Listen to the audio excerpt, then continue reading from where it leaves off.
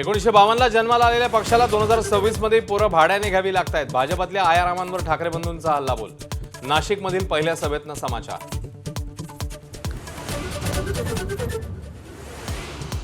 आमच्यावर आरोप करणाऱ्या भाजपचा हिंदुत्व निवडणुकांपुरतं अरवली पर्वतरांगा आरे कॉलनी ते तपोवनातल्या प्रस्तावित वृक्षतोडी म्हणून ठाकरे बंधूंचा भाजपवर हल्लाबोल.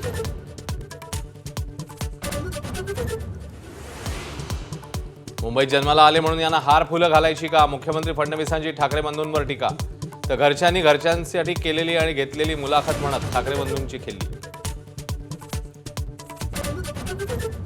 अंबरनाथ नगरपालिकेत शिंदेंच्या शिवसेनेचा भाजपला शह. अजित पवारांच्या राष्ट्रवादीशी हात मिळवणी करत सत्ता स्थापनेचा दावा. श्रीकांत शिंदेंच्या खेळीने रवींद्र चव्हाण चितपट. परळी नगर परिषदेत सत्तेसाठी शिंदेंच्या शिवसेनेची एमआयएम सोबत हात मिळवणी. एमआयएम कोण माहीत नाही, शिंदेंची प्रतिक्रिया. तर पाठिंबा असेल तर मागे घ्यायला सांगणार. निलेश राणेंचं कॉफी विथ कौशिकमध्ये स्पष्टीकरण.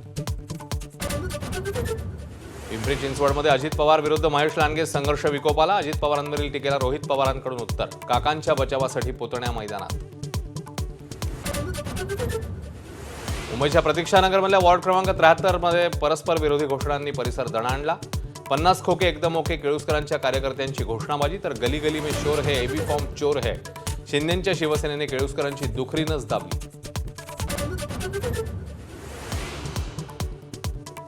पश्चिम बंगालमध्ये ईडीला धारेवर धरत फायर ब्रँड ममतांचा मोदी सरकारवर निशाणा.